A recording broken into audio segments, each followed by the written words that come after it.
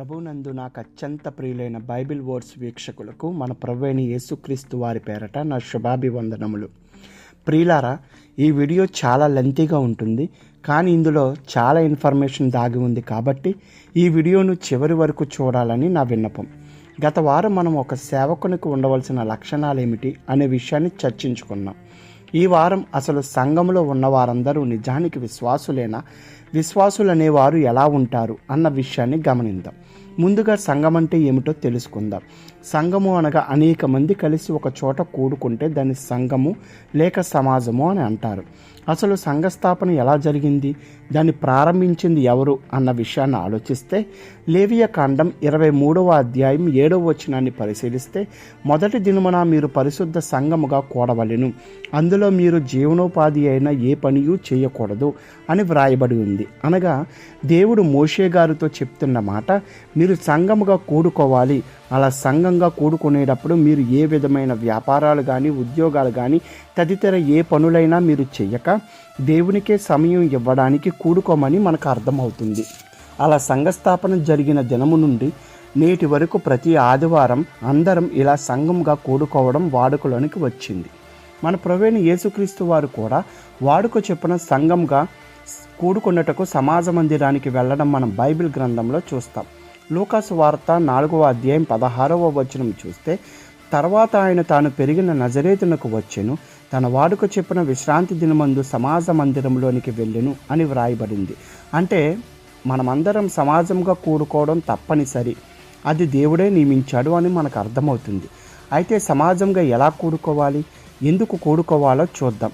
ముందుగా ఎలా కూడుకోవాలి అంటే నిర్గమకాండం 12వ అధ్యాయం 16వ వచనం గనక మనం చూస్తే, ఆ మొదటి దినమున మీరు పరిశుద్ధ సంఘముగాను 7వ దినమున పరిశుద్ధ సంఘముగాను కూడుకొనవలెను.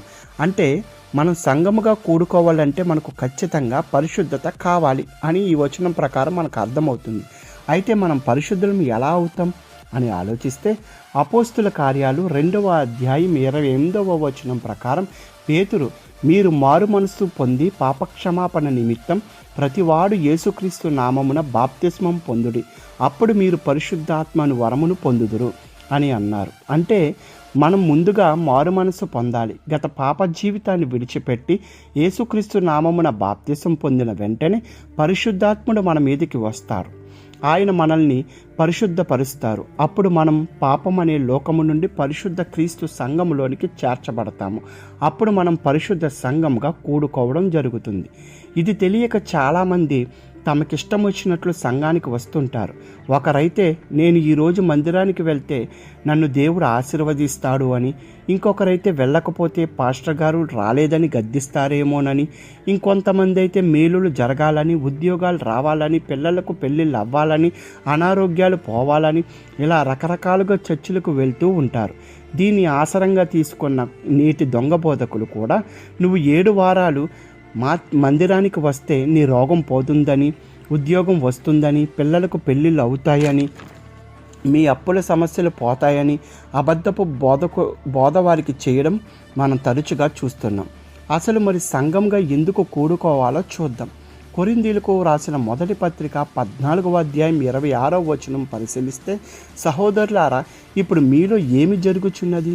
మీరు కూడి వచ్చినప్పుడు ఒకడు కీర్తన పాడవలనని ఉన్నాడు, మరి ఒకడు బోధింపవలనని ఉన్నాడు, మరి ఒకడు తనకు బయలుపరిచినది ప్రకటన చేయవలనని ఉన్నాడు, మరి ఒకడు భాషతో మాట్లాడవలనని ఉన్నాడు, మరి ఒకడు అర్థము చెప్పవలనని ఉన్నాడు. సరే, సమస్తమును క్షేమాభివృద్ధి కలుగుటకే జరగనియుడి. అంటే మనం దేవుని సంఘంగా కూడుకునేటప్పుడు ఆయనను కీర్తనలతోనూ గణపరుస్తూ, ఆయన వాక్యం నేర్చుకుంటూ, తెలియని వారికి వాక్యం నేర్పిస్తూ ఉండుటకే సంఘంగా మనం కూడుకోవాలి అని అర్థమవుతుంది. కానీ నేటి సమాజంలో క్రీస్తు సంఘంలోనికి లోకం దాని పాపకృత్యాలు ప్రవేశిస్తున్నాయి.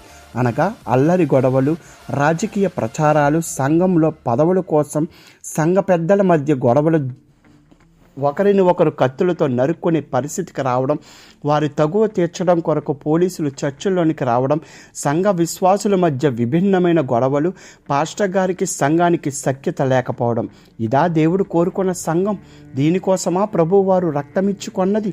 అపోస్తుల కార్యాలు 20వ అధ్యాయం 28వ వచనం ప్రకారం దేవుడు తన స్వరక్తమిచ్చి సంపాదించిన తన సంఘమును కాయుటకు పరిశుద్ధాత్మ మిమ్మును దేనియందు అధ్యక్షులుగా ఉంచెను, ఆ యావత్తు మందను గూర్చియు మీ మట్టుకు మిమ్మును గూర్చియు జాగ్రత్తగా ఉండుడి. అంటే సంఘస్థాపన అంతా ఆషామాషిగా జరగలేదని, దాన్ని సంపాదించడానికి క్రీస్తు తన పరిశుద్ధ రక్తాన్ని చిందించాడని అర్థమవుతుంది. అయితే ఈ సంఘం చెదిరిపోకుండా కాయుటకు అధ్యక్షులుగా కాపరులను పరిశుద్ధాత్మ దేవుడు నియమించాడు. ఈ పాస్టర్లు వారికి పరిశుద్ధాత్ముడు అప్పగించిన మందను చాలా జాగ్రత్తగా కాపాడాలి, మరియు వారిని వారు కూడా జాగ్రత్తగా కాపాడుకోవాలి. కానీ నేడున్న పాస్టర్లు సంఘం మీద వచ్చే డబ్బులు దండుకోవడంలో ఉన్న శ్రద్ధ వారి సంఘ బిడ్డల మీద ఉండడం లేదు. కాబట్టి మంద చెదిరిపోతుంది. ఒకప్పటి క్రీస్తు వారు తమ మంద విషయంలో ఎంత జాగ్రత్తగా ఉన్నాడో తెలుసా? లూకాసు వార్త 19వ అధ్యాయం 10వ వచనం ప్రకారం నశించిన దానిని వెతికి రక్షించే కొరకు మనుష్య కుమారుడు వచ్చెను. అంటే తన బిడ్డలు ఎవ్వరూ నశించకూడదు అన్నది మన ప్రధాన కాపరి అయిన క్రీస్తు వారి ఉద్దేశం. కానీ నేడున్న కాపరులకు తమ సంఘం పట్ల ఈ చింత కలదా? కొరింథీయులకు రాసిన 2వ పత్రిక 11వ అధ్యాయం 28వ వచనం చూస్తే, ఇదియు కాక సంఘములన్నిటిని గూర్చిన చింతయు కలదు, ఈ భారము దినదినమును నాకు కలుగుచున్నది అనేది పౌలు గారి ఆవేదన. అయితే ప్రతి సంఘము క్రీస్తు వారి కష్టానికి ప్రతిఫలమనియు, మరియు సంఘం కొరకు ఆయన పడిన పాటలు అంతా ఇంత కాదు అని, అది చెప్పసఖ్యము కానిదని మరి ఒక చోట పౌలు గారు చెప్పుచున్నారు. కొలస్సీలకు రాసిన పత్రిక 1వ అధ్యాయం 24వ వచనం పరిశీలిస్తే, సంఘము అను ఆయన శరీరము కొరకు క్రీస్తు పడిన పాటలలో కొదువైన వాటిని నా వంతు నా శరీరమందు పూర్ణము చేయుచున్నాను. అంటే క్రీస్తు వారు తక్కిన అపోస్తులు కష్టించి సంపాదించిన సంఘము కావున సంఘాన్ని పరిశుద్ధాత్ముడు ఎవరికైతే అప్పగిస్తారో వారు దాన్ని చాలా జాగ్రత్తగా కాపాడాలన్నమాట. ఒకవేళ అందులో ఏ ఒక్క ఆత్మ నశించిపోయినా ఏంటి పరిస్థితి? కొరింథీయులకు రాసిన మొదటి పత్రిక 3వ అధ్యాయం 17వ వచనం చూస్తే, ఎవడైనను దేవుని ఆలయమును పాడు చేసిన ఎడల దేవుడు వానిని పాడు చేయును. దేవుని ఆలయము పరిశుద్ధమై ఉన్నది, మీరు ఆ ఆలయమై ఉన్నారు. అంటే దేవుని ఆలయం అనగా అందులో ఉన్న మనమే ఆయన ఆలయమని అర్థమవుతుంది. అందులో నుండి ఒక్కడు నశించిన ఆ కాపరిని దేవుడు క్షమించడు, వాడిని ఆయన పాడు చేస్తాడు. ఇకపోతే చివరిగా సంఘములో ఉన్న వారందరూ విశ్వాసులేనా? ఆయన సంఘములో కూడుకున్నట్టుకు పరిశుద్ధ హృదయాలతోనే వస్తున్నారా, లేక ఏదో మొక్కుబడిగా రావాలి కాబట్టి వస్తున్నారా అంటే ఖచ్చితంగా కాదు అనే చెప్పాలి.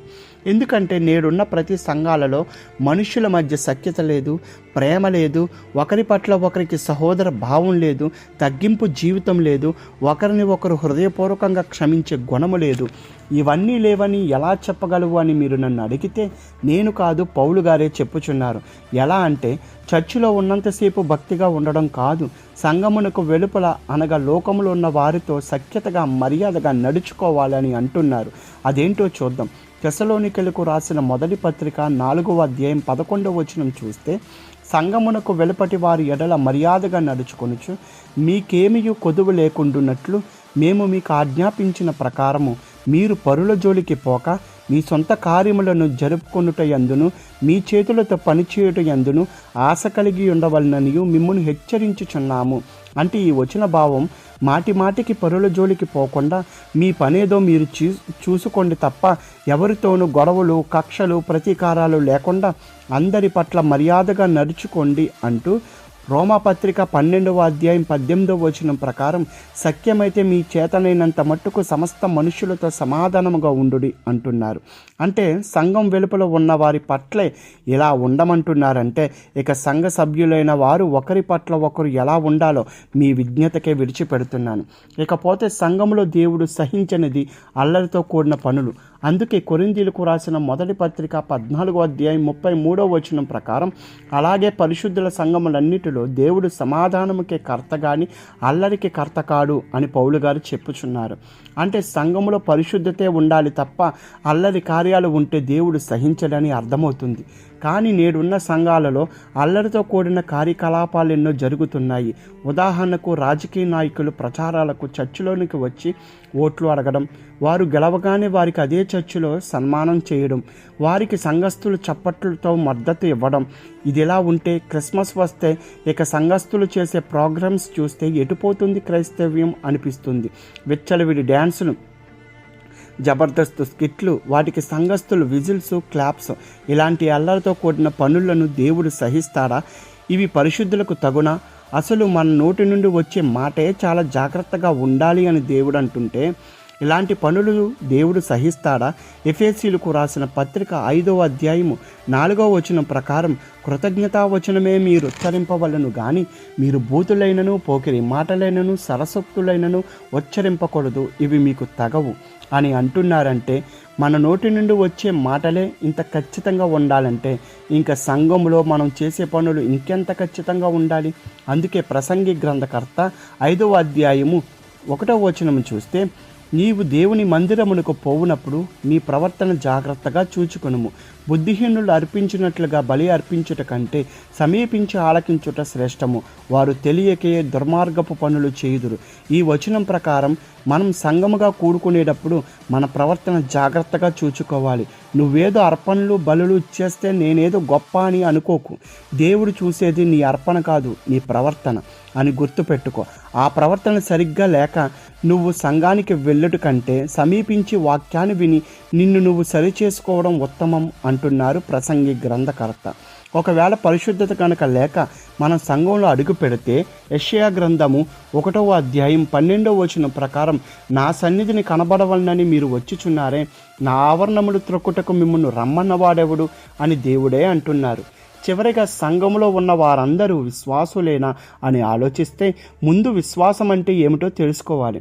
అపోస్తులుడైన పౌలు గారు హెబ్రీలకు రాసిన పత్రిక 11వ అధ్యాయం 1వ వచనంలో, విశ్వాసమనున్నది నిరీక్షింపబడు వాటి యొక్క నిజస్వరూపమును అదృశ్యమైనవి ఉన్నవనుటకు రుజువునై ఉన్నది అంటున్నారు. విశ్వాసం అంటే మనం దేనికోసమైతే అనగా పరలోకం కోసం ఎదురు చూస్తున్నామో అది మన కంటికి కనిపించకపోయినా అది ఉంది, క్రీస్తు వచ్చిన తర్వాత దాన్ని మనకి ఇస్తారు అని నమ్ముటయే విశ్వాసం అంటే. హెబ్రీలకు రాసిన పత్రిక 11వ అధ్యాయం 10వ వచనం చూస్తే, యాలయనగా దేవుడు దేనికి శిల్పియు నిర్మాణకుడునై ఉన్నాడో పునాదులు గల ఆ పట్టణము కొరకు అబ్రహాము ఎదురు చూచుచుండెను. అబ్రహాము గారు కాలానికి ఇంకా దేవుడు పరలోకాన్ని రివీల్ చేయలేదు. అయినప్పటికీ అబ్రహాము గారు దేవుడున్న ఆయన లోకంలోనికి అబ్రహాము గారికి తీసుకువెళ్తాడు అని ఎదురు చూశాడు. అంటే ఇది కాదా విశ్వాసం? నేడున్న సంఘస్థుల్లో ఉందా ఈ విశ్వాసం? మరి మన విశ్వాసం ఏంటి? దేవుడు మా రోగాలు తీరుస్తాడు, మా అప్పులు తీరుస్తాడు, మాకు ఉద్యోగాలు ఇస్తాడు, మా కుటుంబ సమస్యలు తొలగిస్తాడు, మా పిల్లల పెళ్ళిళ్ళు చేస్తాడు అన్న విశ్వాసం మాకుంది. ఆ విశ్వాసంతోనే మేము సంఘానికి వస్తున్నాం అంటున్నారా? కొరింథీయులకు రాసిన మొదటి పత్రిక 15వ అధ్యాయం 19వ వచనం ప్రకారం, ఈ జీవిత కాలము మట్టుకే మనం క్రీస్తునందు నిరీక్షించు వారమైన ఎడల మనుష్యులందరికంటే దౌర్భాగ్యులమై ఉందుము. విశ్వాసం అంటే ఇలాంటి వాటి విషయమై కాదు, ఆయన ఇచ్చు పరలోకం కోసం ఎదురు చూడడమే విశ్వాసం. ఇలా పరలోకం కోసం ఎదురు చూసే వారిని విశ్వాసులు అంటారు. ఇప్పుడు చెప్పండి, నేడున్న సంఘాల్లో ఇలా పరలోకం కోసం ఎదురు చూసే విశ్వాసులు ఉన్నారా? ఎదురు చూడని వారిని విశ్వాసులు అంటారా అన్న విషయాన్ని ఆలోచించాలని మన తండ్రి అయిన దేవుని ఉద్దేశం. ఇక వచ్చే వారం విశ్వాసులకు ఉండవలసిన లక్షణాలు ఏంటో చూద్దాం. నేను చెప్పింది వాక్యానుసారంగా ఉందో లేదో గమనించి నా ఛానల్ను సబ్స్క్రైబ్ చేసి లైక్ చేయండి. వచ్చే వారం తిరిగి మరలా కలుసుకుందాం. అంతవరకు మన ప్రభువైన యేసుక్రీస్తు వారి కృప మనందరికీ తోడై ఉండునుగాక. ఆమేన్.